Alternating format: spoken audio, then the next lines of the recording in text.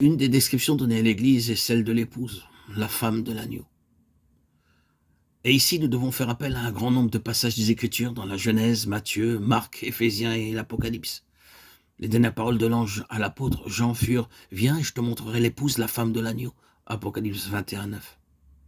Il y a dans ce verset des termes presque synonymes et cependant pas tout à fait identiques quant à leur signification. Rappelons-nous tout d'abord quelque chose du commencement de cette relation.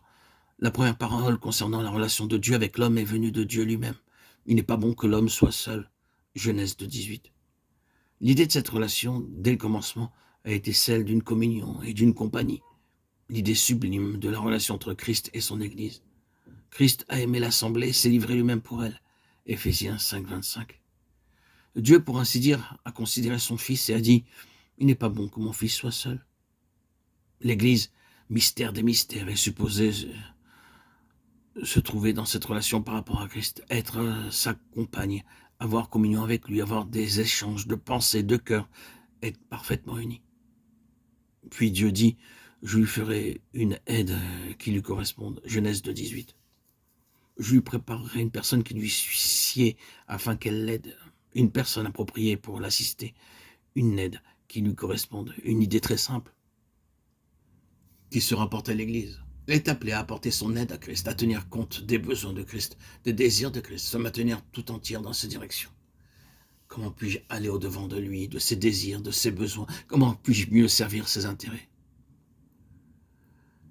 C'est là, bien entendu, l'idée biblique d'une épouse. La Bible nous transmet la vision que la relation terrestre soit un reflet de celle qui est céleste, comme Christ et l'Assemblée. Éphésiens 5, 25, 29, 32.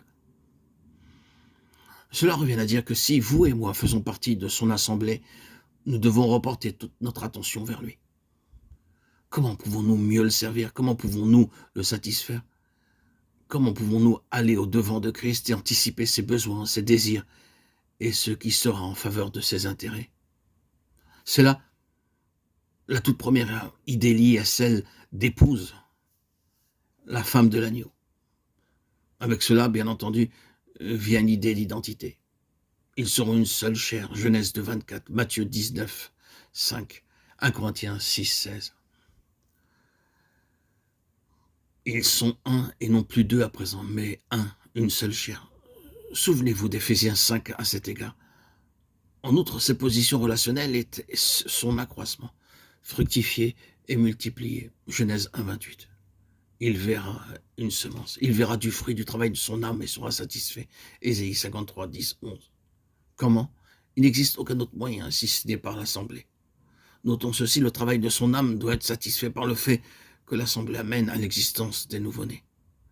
Cela place l'évangélisation sous une lumière nouvelle, n'est-ce pas? C'est pour lui. Ce n'est pas simplement l'intérêt d'avoir des âmes sauvées. Le but est qu'il puisse contempler le travail de son âme, qu'il soit satisfait. L'assemblée est le vase dans lequel et par lequel Christ est reproduit, par lequel, pouvons-nous dire, il est propagé.